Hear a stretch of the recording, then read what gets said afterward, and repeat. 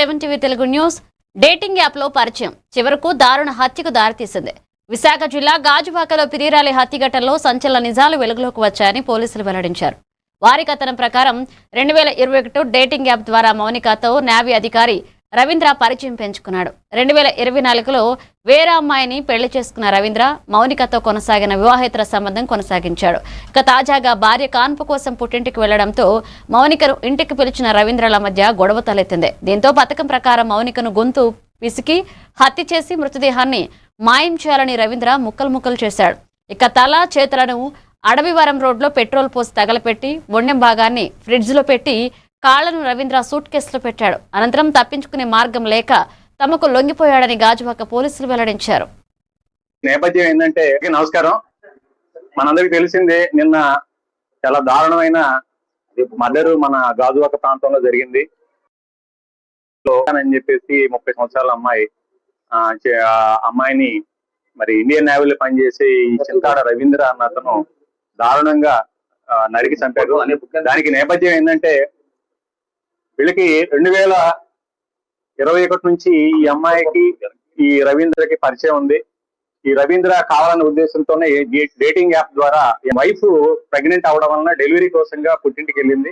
ఆ నేపథ్యంలో ఇంకా అతను అమ్మాయిని పిలిపించుకోవడం, ఒక రిలేషన్ కంటిన్యూ చేయడం జరిగింది. అయితే వీళ్ళిద్దరి మధ్య చిన్న గొడవలు స్టార్ట్ అయినాయి. ఆ గొడవల్లో ఆ అమ్మాయిని ఏదో రకంగా చంపేయాలన్న ఉద్దేశంతో అతను నిర్ణయించుకున్నాడు. నిన్న ఆ ఉద్దేశంతోనే నిన్న అతను అమ్మాయిని ఇంటికి పిలిపించుకున్నాడు. అవి మన మొక్కలు చేశాడు అనమాట. గొంతు, తల, చేతులు, మొండెం అన్ని కూడా సెపరేట్ చేశాడు. సెపరేట్ చేసేసి కాళ్ళన్నీ కూడాను ఒక సూట్ కేసులో ప్యాక్ చేశాడు. అదేవిధంగా మొండి భాగం ఫ్రిడ్జ్ లో పెట్టాడు. ఈ తల, చేతుల్ని మరి అంటే 1 by 1 డిస్పోజ్ చేయాలన్న ఉద్దేశం అతని ఉద్దేశం. దాన్ని ఏం చేశాడంటే, అతను బ్యాగ్ లో పెట్టుకొని మన ఈ తల్లిదండ్రులు ఈ రోజు పోలీస్ స్టేషన్ కి వచ్చి వాళ్ళ మౌనిక తల్లిదండ్రులు వేణుగోపాల్ వాళ్ళ ఫాదర్ పేరు, ఆయన వచ్చి కంప్లైంట్ ఇవ్వడం జరిగింది. ఈ ఫాదర్ వచ్చేసి ఈ మన చిన్న కాంట్రాక్ట్ టీచర్ గా పనిచేస్తారంటే 10 రోజుల్లో మంచి గట్టిగా శిక్ష పడాలన్న ఉద్దేశంతో దానిలో భాగంగానే ఈ రోజు RFSL టీమ్స్, క్లూస్ టీమ్స్ కూడా ఈ రోజు పోలీస్ స్టేషన్ నుంచి రావడం జరిగింది. సీన్ ఆఫ్ అఫెన్స్, అదేవిధంగా ఎక్కడైతే ఈ బాడీని డిస్పోజ్ చేయడం ప్రయత్నం చేశాడో, ఎక్కడైతే ఈ తల మొండాన్ని కూడా అక్కడ ఆ చేతులను తగలబెట్టారో ఆ ప్రదేశం కూడా విజిట్ చేయడం జరిగింది. ఇవన్నీ కూడా సీజ్ చేసి మన పోస్ట్ మార్టం నిమిత్తం KGH కి పశ్చిమ గోదావరి జిల్లా ఉండి మండలం ఎండగంటి గ్రామంలో ప్రధానమంత్రి ఆవాస్ యోజన అర్బన్ 1.0 కింద నిర్మించిన సుమారు 243 గృహప్రవేశాలకు ఏపీ శాసనసభాపతి, ఉపసభాపతి కనమూరి రఘురామకృష్ణంరాజు ప్రారంభోత్సవం చేసి లబ్ధిదారులకు అందజేశారు. లబ్ధిదారులకు అందించిన రోడ్లు, వీధి లైట్లు, డ్రైనేజీలు, మౌలిక వసతులను త్వరలో పూర్తి స్థాయిలో ఏర్పాటు చేస్తామని తెలిపారు.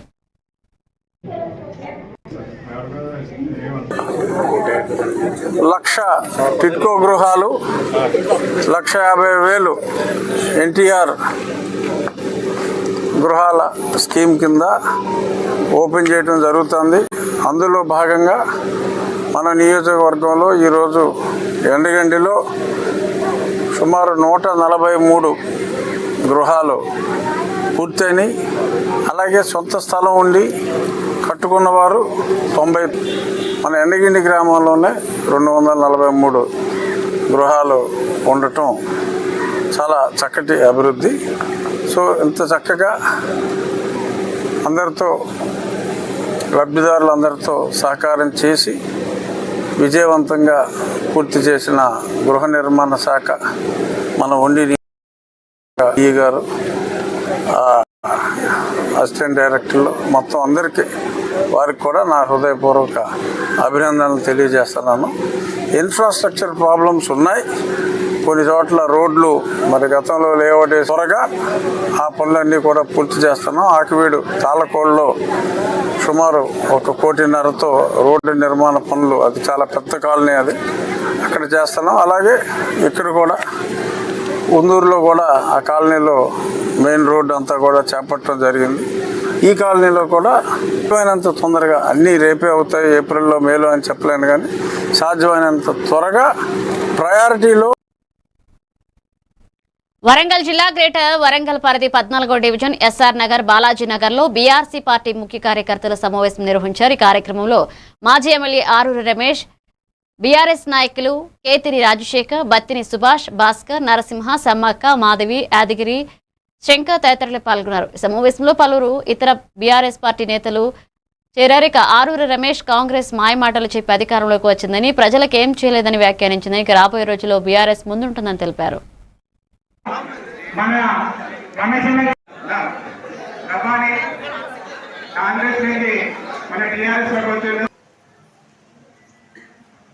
మరి 2.5 సంవత్సరాలు అయింది.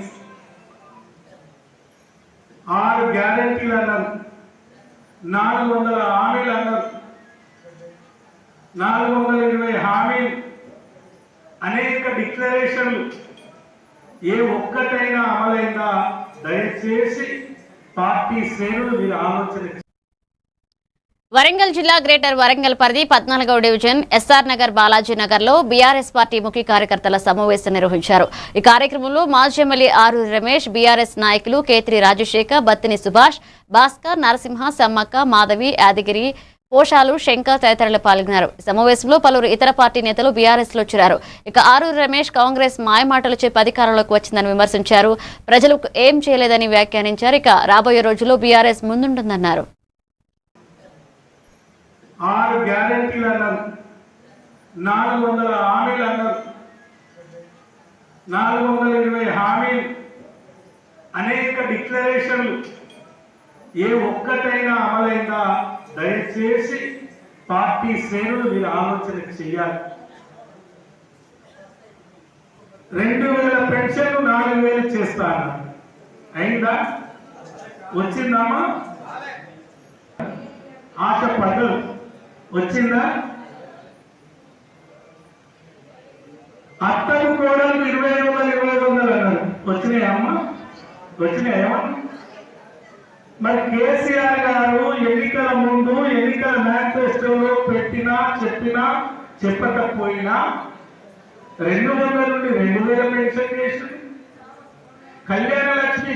రాబోయే ఎలక్షన్లో 14వ డివిజన్లో బీఆర్ఎస్ పార్టీ గెలుపు ఏ విధంగా ఉండాలనే దాని మీద ఇవాళ ముఖ్య కార్యకర్తల విస్తృత సమావేశం చేయడం జరిగింది.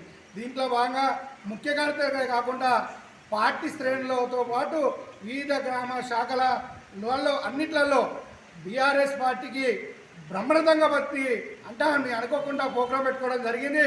మీకోసం మేము కూడా ఉంటామనే ఆలోచనతోనే కాంగ్రెస్ పార్టీలో ఉన్న కొంత మహిళలు కానీ, యువకులు కానీ, నాయకులు కానీ ఏది ఉన్నా కూడా వివిధ పార్టీ నాయకులందరూ కూడా కొద్ది ఇబ్బందులు పెట్టకుండా జరగాలంటే అందరినీ సమిష్టిగా ఉండాలనే ఆలోచనతో విధానంతో రమేష్ అన్న కూడా పిలిపించడం జరిగింది. ఈ 13 డివిజన్ల కంటే ఎక్కువ 14వ డివిజన్ ప్రియారిటీ పెట్టి మమ్మల్ని గెలుపు కోసమే కానీ, రాజకీయంగా కానీ, ఇక్కడ ఉన్న ప్రజల అభివృద్ధి కోసమే కానీ. సిద్దిపేట జిల్లా గజ్వేల్ మండలం కొడకండ్ల గ్రామంలోని 400 kV సబ్ స్టేషన్ వద్ద విద్యుత్ సంస్థలో పనిచేస్తున్న ఆర్టిజన్ కార్మికులు భారీ ధర్నా నిర్వహించారు. విద్యార్హత ఆధారంగా ఏపీఎస్ఈబీ రూల్స్ ప్రకారం కన్వర్షన్ ఇవ్వాలని, సమస్యలపై ప్రభుత్వం వెంటనే స్పందించాలని డిమాండ్ చేశారు. వార్పు కార్యక్రమం ద్వారా తమ ఆవేదనను వ్యక్తం చేశారు. డిమాండ్లు నెరవేర్చకపోతే నెల 8 నుండి రాష్ట్ర వ్యాప్తంగా నిరవధిక సమ్మెకు దిగుతామన్నారు. ఈ కార్యక్రమంలో జేఏసీ నాయకులు శ్రీకాంత్ రెడ్డి, కరుణాక, జైపాల్, మోహన్, రవి తదితరులు పాల్గొన్నారు. మమ్మల్ని సవతి ప్రేమ లెక్క మమ్మల్ని చూస్తున్నారు. కాబట్టి యాజమాన్యానికి, గవర్నమెంట్కి కోరేది ఒకటే, మాకు ఈ సంవత్సరం రాని అంటే మనకు స్వాతంత్ర్యం రాకముందు మనకు బ్రిటిష్ ఆ ఏపీఎస్సీ రూల్స్ని మాకు ఇవ్వాలని చెప్పేసి ఆ ఏపీఎస్సీ రూల్స్ని తీసుకొని మా విద్యార్హతను బట్టి కన్వర్షన్ చేయాలని మేము గట్టిగా కోరుతున్నాము. ఈ టీవీఐ జాక్ తరఫున గత దఫాలుగా మేము ధర్నాలు చేస్తున్నాము, కానీ ఎక్కడి నుంచి మాకు ఎలాంటి చలనం లేదు. కాబట్టి కొంచెమైనా అసలు ఏం చేస్తున్నారో పట్టింపు లేదు. తెలంగాణ ఎలక్ట్రిసిటీ బోర్డులో పనిచేస్తున్న దాదాపు 23,000 మందిమి ఇంతకుముందు టీఆర్ఎస్ గవర్నమెంట్లో ఉంటిమి. ఆ తర్వాత టీఆర్ఎస్ గవర్నమెంట్ కాంట్రాక్ట్ బేసిస్లో పనిచేస్తున్న 23,600 మందిని రెగ్యులరైజ్ చేస్తా అని చెప్పి పాత గవర్నమెంట్ మమ్మల్ని మోసం చేసింది. అందులో నుంచి ఇప్పుడు చాలామంది యాక్సిడెంట్లో చనిపోయారు. ఇప్పుడు 19,000 మంది ఉన్నాము దాదాపు ఆ ఆర్టిజన్ కార్మికులము. ఆ తర్వాత అన్మ్యాన్డ్ అని 1,500 మంది ఉంటారు, పీస్ రేట్ వర్కర్స్ అని ఉంటారు. వీళ్ళందరికీ న్యాయం జరగలేదు. మా ఎలక్ట్రిసిటీ బోర్డులో ఒక ఏపీఎస్సీబీ రూల్స్ అని ఉండేది. అదే ఇప్పుడు మాకు లీవ్స్ కానీ, లేకపోతే ఈఎల్ ఎన్కాష్మెంట్ కానీ, లేకపోతే ట్రాన్స్ఫర్స్ కానీ, ప్రమోషన్స్ కానీ ఏది లేదు. జస్ట్ స్టాండింగ్ ఆర్డర్ ఇచ్చిండు, వదిలేసిండు అనమాట. దానికి నారాయణపేటలో విద్యుత్ శాఖ ఆర్టిజన్ కార్మికుల సమ్మెకు సంబంధించిన గోడ పత్రికను విడుదల చేశారు. వచ్చే నెల 2వ తేదీన వంట వార్పు కార్యక్రమాన్ని చేయనున్నట్లుగా తెలిపారు. 8వ తేదీన కరెంటు సమ్మె అనే కార్యక్రమం చేయనున్నట్లు చెప్పారు. ఇక ప్రభుత్వం వారిని గుర్తించి వేతనం పెంచాలని, ఇన్సూరెన్స్ లో కోతలు లేకుండా పూర్తి బీమా అందించాలంటూ కోరారు. ఏపీ ఎస్సీబీ రూల్స్ వర్తింపచేయాలని, విద్యా అర్హతను బట్టి పదోన్నతి కల్పించాలని డిమాండ్ చేశారు.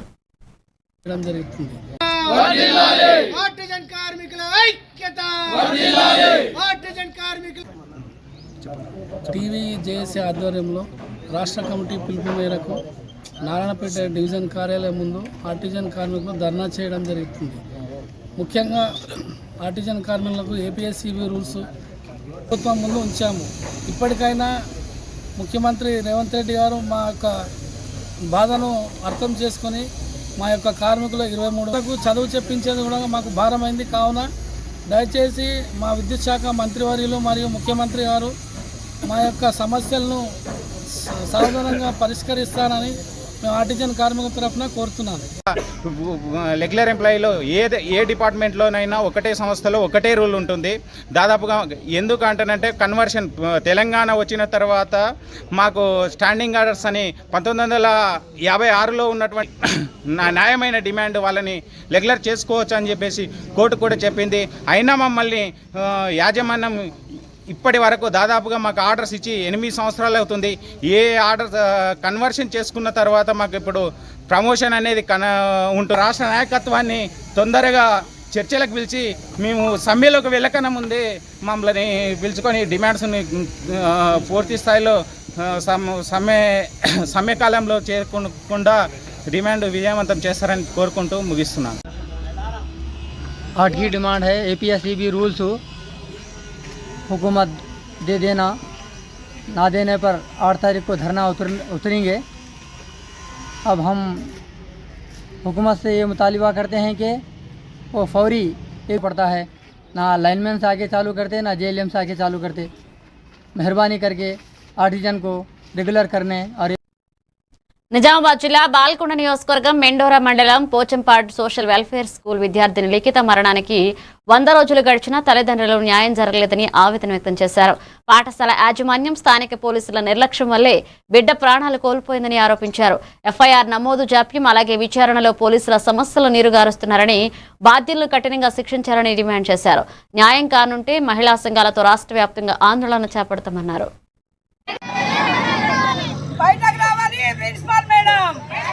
వాళ్ళ మా అమ్మాయి మా పాప December 7th చనిపోవడం జరిగింది. ఇప్పటి వరకు ఎటువంటి FIR చేయలేదు. వెళ్ళినప్పుడల్లా రిపోర్ట్స్ రాలేవు, నిలోఫర్కి వెళ్ళి రిపోర్ట్స్ రాలేవు అని చెప్పేసి మమ్మల్ని కాలక్షేపం చేసింది. ఇప్పటివరకు కూడా మేము సిపి సార్ని కలిసిన తర్వాత సిపి సార్ని 17th నాడు కలవడం జరిగింది. అయిందని మాకు నిండుగా అర్థమైపోతుంది. మొత్తం SI మేడంది నిర్లక్ష్యం ఉంది, ఇన్ఛార్జ్ ప్రిన్సిపల్ మేడంది నిర్లక్ష్యం ఉంది. మా పాప చనిపోవడం కారణం అన్ని నిర్లక్ష్యాలే ఎక్కువగా ఉన్నాయి. మరి ఇది పై వరకు వెళ్ళి మాకు న్యాయం జరగాలని మేము కోరుకుంటున్నాం. హాస్టల్లోనే అనారోగ్యంగా పడుకొని ఉంది. ఆమెకు మరి చికిత్స చేసినటువంటి ANM మేడం కూడా ఆమె గవర్నమెంట్ హాస్పిటల్ వెళ్ళంగానే అక్కడ మమ్మల్ని బెదిరించడం జరిగింది. డాక్టర్ గారు మరి ఇట్లా ఎందుకు గింత లేట్ ఎందుకు తీసుకొచ్చారు, మీరు పేరెంట్స్ ఏనా అదా ఇదా అని చెప్పేసి మమ్మల్ని తిట్టడం జరిగింది డాక్టర్.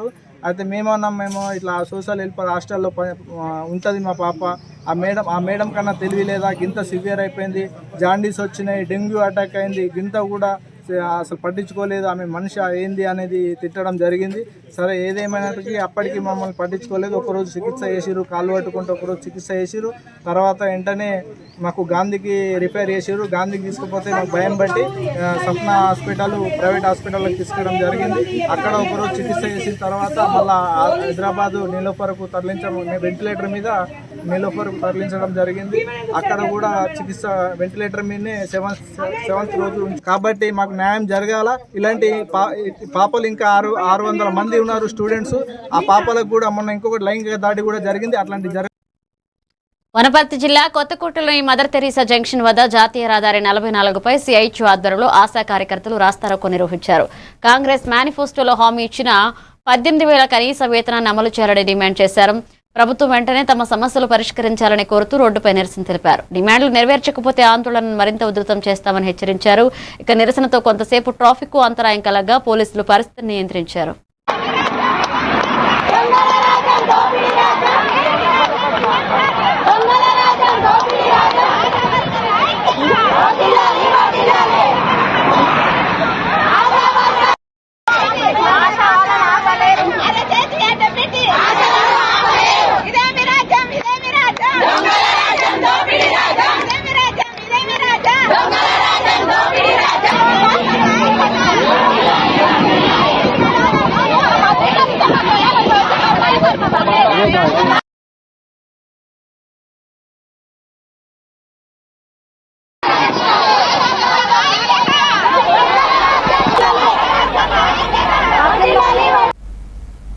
నిజామాబాద్ జిల్లా బాల్కొండ నియోజకవర్గంలోని మెండోర మండలం పోచంపాడు గ్రామంలో సోషల్ వెల్ఫేర్ స్కూల్ విద్యార్థిని లిఖిత అనుమానాస్పద మృతి ఘటనపై మహిళా సంఘాలు ఆగ్రహం వ్యక్తం చేశాయి. ఇక ఘటనకు 100 రోజులు గడిచిన బాధ్యులపై చర్యలు తీసుకోలేదని సోమవారం పాఠశాల ఎదుట ధర్నా నిర్వహించి న్యాయం చేయాలని డిమాండ్ చేశారు. ఎఫ్ఐఆర్ నమోదులో జాప్యం జరిగిందని స్థానిక పోలీసులు కేసు నీరుగారుస్తున్నారని ఆరోపించారు. సమగ్ర విచారణ జరిపి దోషులను శిక్షించే వరకు ఉద్యమం కొనసాగిస్తామని హెచ్చరించారు. ఈ రోజున ఇక్కడ పోచంపాటు సోషల్ వెల్ఫేర్ స్కూల్ ముందు ధర్నా చేయడం జరిగింది. ఎందుకంటే అమ్మాయి చనిపోయి ఇవాళకి 100 రోజులు పూర్తి చేసుకుంది. ఇంతవరకు కూడా దాని మీద యాక్షన్ లేదు. మరి ఎందుకు ఎఫ్ఐఆర్ చేయలేదని మేము మేడంని అడుగుతా ఉన్నాము. మరి ఎందుకు ఎఫ్ఐఆర్ కాలేదు, పోస్ట్ మార్టం కూడా చేయలేదని చెప్పి వీళ్ళు సిపి గారిని కలవడం జరిగింది. సిపి గారికి కూడా అసలు విషయం ఏం తెలియదు. వీళ్ళు పోయినరు, ఆయన ఎండార్ చేసి ఇచ్చిండు. సిపి గారి దగ్గరికి వెళ్ళి ఎండార్ తీసుకొని వచ్చిన తర్వాత వీళ్ళని తీసుకొని పోయి ఆదిలాబాద్కు తీసుకొని పోయి అక్కడ పోస్ట్ మాస్టర్కు ఒకవేళ కాల పెడితే పరిస్థితి వేరుంటుండే, బొంద పెట్టిండ్రు కాబట్టి అది దబ్బిపిచ్చి ఆయన పోస్ట్ మాస్టర్ చేసిండ్రు. ఇంతవరకు కూడా ఇప్పుడు చేసి కూడా 15 రోజులు 20 రోజులు అవుతుంది. ఇంతవరకు కూడా దాని మీద యాక్షన్ లేదు. అది ఎందుకు అని మేము అడుగుతూ ఉన్నాము. వీళ్ళను స్కూల్ ప్రిన్సిపాల్ను ఎందుకు ఆమె సేవ్ చేస్తుంది మాకు అర్థం కావాలా. మరి వీళ్ళతో ఆమె కుమ్మక్క అయిందని మేము అనుమాన పడుతున్నాము. అంటే ఇప్పుడు ఏది జరిగినన్నా కానీ ఆమె ఇక నేనున్నా మీకు ఎందుకు అని ఆమె ధైర్యం చెప్పింది వీళ్ళకు. ఇప్పుడు ప్రిన్సిపాల్ మేడము సమాధానం ఇస్తలేదు, ఇటు ఎస్ఐ మేడము సమాధానం ఇస్తలేదు. ఎఫ్ఐఆర్ చేయకపోవడం కారణం ఏందో మాకు తెలియాలా. ఇప్పుడు అమ్మాయికి లిఖితకు న్యాయం జరిగేంత వరకు మేము ఈ సంఘాలు పోరాడుతూ ఉంటాయి, ఇక్కడనే ఉంటాము. ఇప్పుడు మేము మెండోరా కూడా పోతాము, అక్కడ కూడా ధర్నా చేస్తాము. ఎస్ఐ మేడము దీనికి సరి అయిన న్యాయం చేస్తుందా, మరి ఆమె వెళ్ళిపోయిన తర్వాత వేరే ఎస్ఐ వచ్చి ఆయన న్యాయం చేస్తాడా మాకు కావాలి. పార్వతీపురం మన్యం జిల్లాలో పోలీసుల ఆధ్వర్యంలో హెల్మెట్ పై అవగాహన ర్యాలీ నిర్వహించారు. విశాఖ రేంజ్ జడ్జి గోపీనాథ్ జట్టి పచ్చజెండా ఊపి ర్యాలీని ప్రారంభించగా ద్విచక్ర వాహనదారులు తప్పనిసరిగా హెల్మెట్ ధరించాలని పిలుపునిచ్చారు. రోడ్డు ప్రమాదాల్లో హెల్మెట్ లేకపోవడం వల్లే ఎక్కువ మరణాలు జరుగుతున్నాయని తెలిపారు. అనంతరం మీడియా ప్రతినిధులకు హెల్మెట్లు పంపిణీ చేసి అవగాహన పెంపొందించాలన్నారు. ఈ కార్యక్రమంలో పోలీసు అధికారులు, సిబ్బంది, ప్రజలు పాల్గొన్నారు.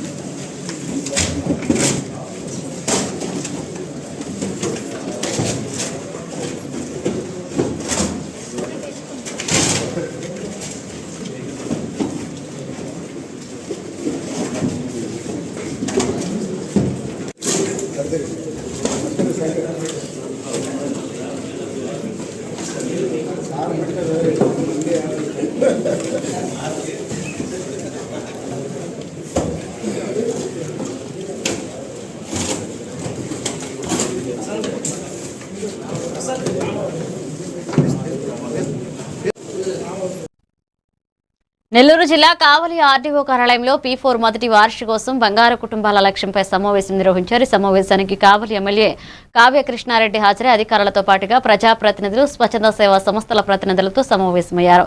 పేదల సంక్షేమం, వారి జీవన ప్రమాణాల మెరుగుదలపై ప్రభుత్వం చేపడుతున్న చర్యలపై సమీక్షించారు. ఇక 2047 నాటికి పేదలందరికీ బంగారు కుటుంబాలుగా తీర్చిదిద్దాలన్నది లక్ష్యంతో సీఎం కృషి చేస్తున్నారని ఎమ్మెల్యే అన్నారు.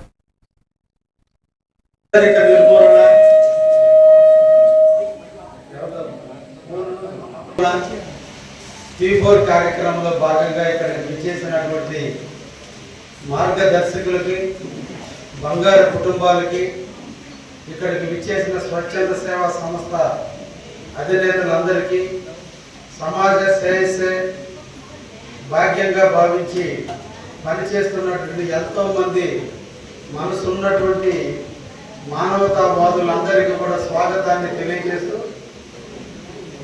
రాష్ట్ర 47వ సంవత్సరానికి అంటే మన దేశానికి స్వతంత్రం వచ్చి 100 సంవత్సరాలు పూర్తవుతున్నటువంటి వేళ 2047 సంవత్సరానికి 100 సంవత్సరాలు పూర్తవుతుంది. ఈ 100 సంవత్సరాలు పూర్తయ్యే నాటికి ప్రపంచ దేశాలలో భారత 700 కుటుంబాలను మార్గదర్శకులుగా గుర్తించడం జరిగింది. అంటే దాదాపు కావలి నియోజకవర్గంలో 80,000 కుటుంబాలు ఉంటే దాదాపు 15,000 కుటుంబాలు పేదలుగా ఉన్నారు. 15,000 పైన కొంతమంది మధ్యతరగతులుగా ఉన్నారు. అట్టడుగున ఉన్నటువంటి వాళ్ళని 11,000 మందిని గుర్తించి వీళ్ళందరినీ బంగారు కుటుంబాలుగా మార్చగలిగితే వాళ్ళు కూడా చైతన్యవంతులు కాగలిగితే కోరికలు ఉంటాయి, చాలా మందికి సమస్యలు ఉంటాయి. కానీ ఆ సమస్యల నుంచి ఎలా బయటపడాలో వాళ్ళకి ఒక ఆలోచన రాదు. కడప జిల్లా రాజంపేట సమీపంలోని ఒంటిమిట్ట శ్రీ కోదండరామస్వామి బ్రహ్మోత్సవాల్లో భాగంగా హనుమంత వాహన సేవ ఘనంగా జరిగింది. శ్రీ సీతారామ లక్ష్మణుల హనుమంత వాహనంపై పురవీధుల్లో విహరిస్తూ భక్తులకు దర్శనమిచ్చారు. కేరళ డ్రమ్స్, చెక్క భజనలు, కోలాటాల మధ్య వాహన సేవ వైభవంగా కొనసాగగా భక్తులు కర్పూర హారతులు సమర్పించారు. ఈ కార్యక్రమంలో దేవస్థాన అధికారులు, అర్చకులు, భక్తులు పెద్ద సంఖ్యలో పాల్గొన్నారు.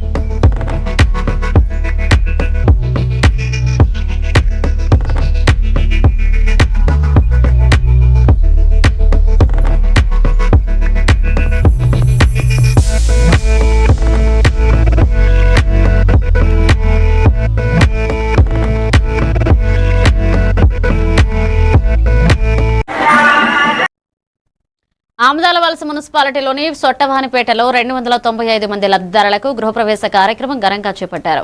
ఈ కార్యక్రమానికి ఎమ్మెల్యే కూన రవికుమార్ ముఖ్య అతిథిగా హాజరై ఇళ్ల పత్రాలను పంపిణీ చేశారు.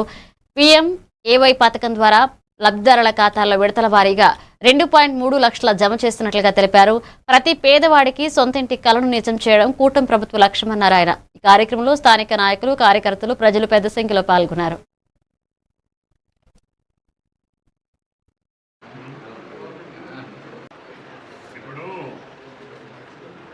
అందరూ కూడా అన్ని కంఫర్ట్స్తో ఉండాలి, ఇల్లు కట్టుకోవాలి. అందరూ ఇప్పుడు అది ఆలోచన వచ్చారు. జీవితంలో ఒకసారి ఇల్లు కట్టుకుంటాం, మంచి అందమైన ఇల్లు కట్టుకోవాలని అనుకుంటున్నారు. ఏమంతేనా? ఓకే అమ్మా, వెరీ గుడ్. ఇప్పుడు అందరూ కూడా అన్ని కంఫర్ట్స్తో ఉండాలి, ఇల్లు కట్టుకోవాలి. అందరూ ఇప్పుడు అది ఆలోచన వచ్చారు. జీవితంలో ఒకసారి ఇల్లు కట్టుకుంటాం, మంచి అందమైన ఇల్లు కట్టుకోవాలని అనుకుంటున్నారు. ఏమంతేనా? ఓకే అమ్మా, వెరీ గుడ్. ఇప్పుడు అందరూ కూడా అన్ని కంఫర్ట్స్తో ఉండాలి. కడప జిల్లా ఎర్రగుంట్లలో టిట్కో గృహాలను లబ్ధిదారులకు పంపిణీ చేస్తూ జమ్మలమడుగు ఎమ్మెల్యే చదిపిరాళ్ల ఆదినారాయణ రెడ్డి, టీడీపీ నాయకులు భూపేష్ సుబ్బరామిరెడ్డి పాల్గొన్నారు. ఇక సీఎం చంద్రబాబు నేతృత్వంలో పేదల సొంతింటి కల నిజమైందని 2.5 లక్షల టిట్కో ఇళ్లు రాష్ట్ర వ్యాప్తంగా అందజేస్తామన్నారు. ఇక నియోజకవర్గంలో 90%కు పైగా పనులు పూర్తయి 1,584 ఇళ్లలో 1,371కి రిజిస్ట్రేషన్ పూర్తయిందన్నారు. ఇక టౌన్షిప్ల మాదిరిగా మౌలిక సదుపాయాలతో గృహాలు నిర్మించామని, కూటమి ప్రభుత్వం రాకతో ఈ ప్రక్రియ వేగవంతమైందని పేర్కొన్నారు. ఈ కార్యక్రమంలో స్థానిక నాయకులు, అధికారులు, లబ్ధిదారులు పాల్గొన్నారు. 20 మందికి ఇక్కడ కట్టించే ఇల్లు. దానివల్ల పాత గ్రామానికి లాభం ఏమంటే ఆ గ్రామంలో ఉండే నీళ్లు మీరందరూ ఇక్కడికి వస్తారు కాబట్టి ఆ నీళ్లు ఆ 80 మంది ఎక్కువ వాడుకుంటారు. అదే కాకుండా రోడ్డు సౌకర్యం వాళ్ళకి పెరుగుతుంది మీరు ఇక్కడికి రావడం వల్ల. వాళ్ళకు తర్వాత కరెంటు వాళ్ళకు పెరుగుతుంది. రద్దీ అంటే వచ్చిన అర్జీలు ఏవైతే ఉన్నాయో ఆ అర్జీలను డిపో సిస్టమ్ ద్వారా ఆ డిపోలో కూడా ముస్లిం వాళ్ళు ఉంటే కిందికి, కొంత ఏజ్ ఉన్న వాళ్ళకు మిడిల్, ఇంకా మామూలు ఏజ్ ఉన్న వాళ్ళు పైకి, దీని ప్రకారము డిపోజిషన్ తీశారు. ఆ డిపోజిషన్ తీసిన ప్రకారం అలాట్మెంట్ కూడా ఇచ్చిన్నారు. దాని తర్వాత అనివార్య కారణం వల్ల ఒక 5 ఏళ్ళు ఇది పోస్ట్పోన్ అయితే వచ్చింది. ఈ కుటుంబం వచ్చిన తర్వాత మరి ఇన్ఫ్రాస్ట్రక్చర్ ప్లస్ మిగిలిన పెండింగ్ వర్క్స్ అన్ని పూర్తి చేసుకొని ఇప్పుడు 1584 ఇళ్ళకి స్వాగతం, సుస్వాగతం పట్టి కట్టి చెప్పినాం. ఇది 12,000, అందులో మనం ఇచ్చేది 1600 ఈరోజు. మరొకటి పక్కనే ఎన్టీఆర్ హౌస్ అవి ఒక 800. ఈ 1600 800 కలిసి. కడప జిల్లా ఎర్రగుంట్ల మండలం కలమల్ల గ్రామం తొలి తెలుగు శాసనం గుర్తించబడిన చారిత్రక ప్రదేశంగా ప్రసిద్ధి చెందింది. ఇక్కడ ఇప్పటికే 2024లో ఘనంగా తెలుగు దినోత్సవం నిర్వహించగా 2025లో గ్రామస్తులు స్వయంగా వేడుకలు జరిపారు. ఇక 2026లో రాష్ట్ర ప్రభుత్వం అధికారికంగా కలమల్లను కేంద్రంగా గుర్తించి రాష్ట్ర స్థాయి వేడుకలు నిర్వహించాలని స్థానికులు కోరుతున్నారు. ఈ కార్యక్రమానికి CM Nara Chandrababu Naidu, deputy CM Pawan Kalyan హాజరు కావాలని విజ్ఞప్తి చేస్తున్నారు.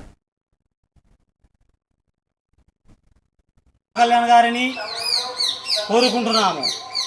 అలాగే ఈ దేవాలయాలు పురాతనమైన దేవాలయాలు ఉన్నా కూడా పాడుబడి ఉన్నాయి. వీటిని పునర్నిర్మించడానికి రాష్ట్ర ప్రభుత్వం వీటికి నిధులు మంజూరు చేసి ఈ పని మా గ్రామ ప్రజలందరూ కోరుకుంటున్నారు. Thank you sir. కలమల్ల గ్రామంలో రేనాడు భూభాగాన్ని పరిపాలించినటువంటి క్రీస్తు శకం 575 సంవత్సరంలో ధనుంజయుడు అనే మహారాజు 101 దేవస్థానం నిర్మించి అందులో మొదటి దేవస్థానం కలమల్ల గ్రామంలో నిర్మించి భూదాన తెలుగు శాసనము కలమల్ల గ్రామంలో వేయించడం జరిగింది. తెలుగు శాసనాన్ని క్రీస్తు శకం 575 సంవత్సరంలో వేయించి రేనాడు ఉపరాష్ట్రపతి వెంకయ్యనాయుడు సార్ ఘనంగా నిర్వహించడం జరిగింది. తదనంతరం 25 సంవత్సరంలో గ్రామస్తులు నిర్వహించడం జరిగింది. తర్వాత శ్రీరో సుమన్ గారు ఈ గ్రామానికి విచ్చేసి గ్రామంలో సందర్శించి ఇక్కడ ఉన్న శాసనాలను వారితో పబ్లిసిటీ చేయించి గవర్నమెంట్ దృష్టికి తీసుకెళ్లాలని చెప్పి వెళ్ళడం జరిగింది.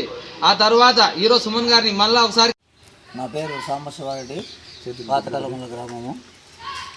ఇక్కడ తొలి తెలుగు భాష దినోత్సవంగా 24లో 29 తేదీన జరిగింది. ఉపరాష్ట్రపతి వెంకయ్యనాయుడు. కర్నూలు జిల్లా ఆదోని పట్టణంలో రాజకీయంగా ఉద్రిక్త పరిస్థితులు నెలకొన్నాయి. టీడీపీ సీనియర్ నేత సౌదీ రఫ్ బీజేపీ ఎమ్మెల్యే పార్థసారథిపై తీవ్ర ఆరోపణలు చేశారు. తన స్థలానికి సంబంధించిన విషయంలో 50 లక్షల రూపాయల లంచం డిమాండ్ చేశారని, ఇప్పటికే 10 లక్షలు ఇచ్చారని రఫ్ వెల్లడించారు. మిగిలిన మొత్తానికి తనను వేధిస్తున్నాడని, ఇక మున్సిపల్ సిబ్బందిని పంపిస్తూ ఒత్తిడి తీసుకొస్తున్నారని అన్నారు. ఈ వ్యవహారం ప్రస్తుతం స్థానికంగా చర్చనీయాంశంగా మారగా ఎమ్మెల్యే స్పందనపై ఆసక్తి నెలకొంది. నోటీస్ ఇచ్చామండి. చెప్తే అన్నయ్యమని తెలుసా?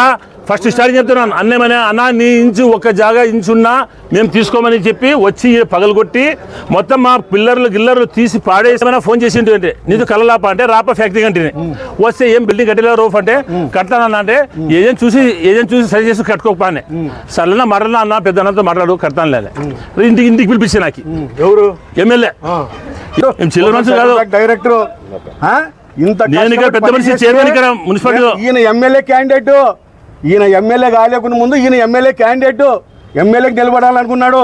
మరి అటువంటి వాళ్ళ పైన ఇటువంటి పని చేసేది. ఖురాన్ మోసుకుని చెప్తున్నా, శ్రీరామ గుడిలో వచ్చి ఇది భగవద్గీతం పెట్టుకుని చెప్తున్నాను.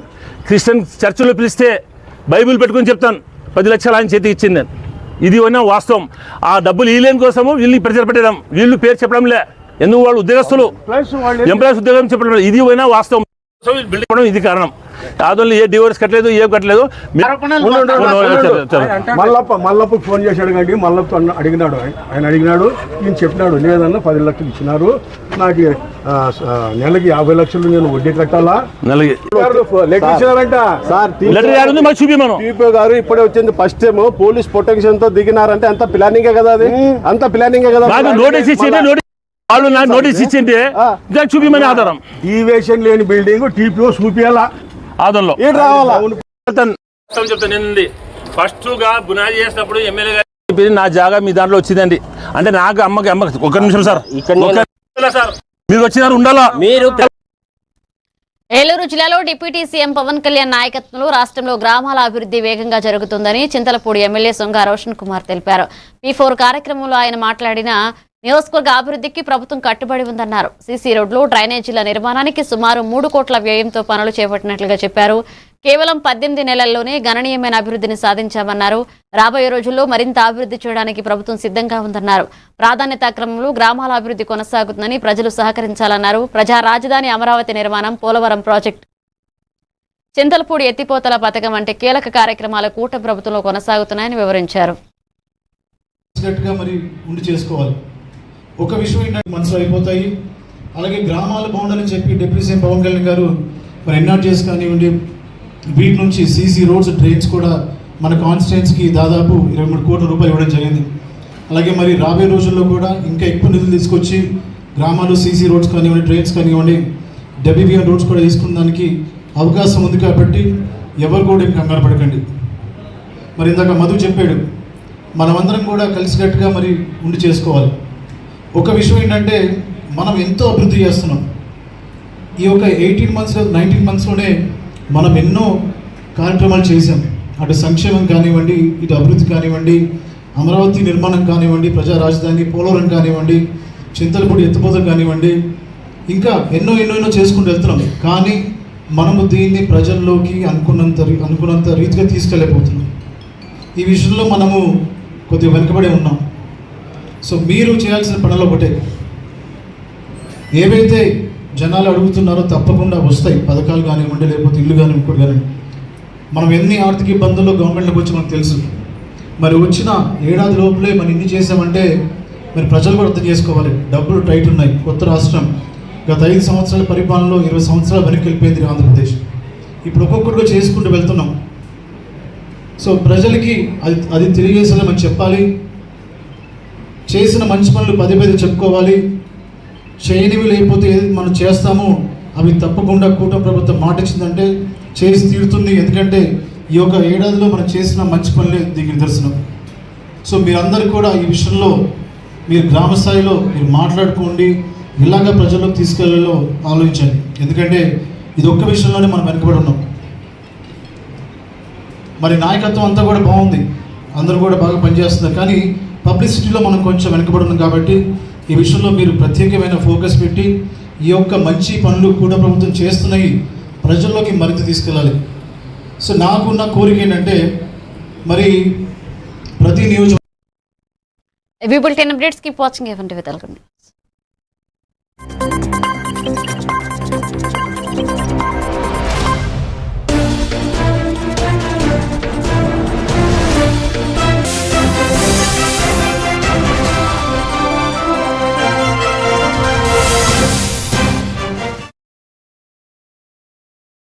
వివేక్ ఆడుకు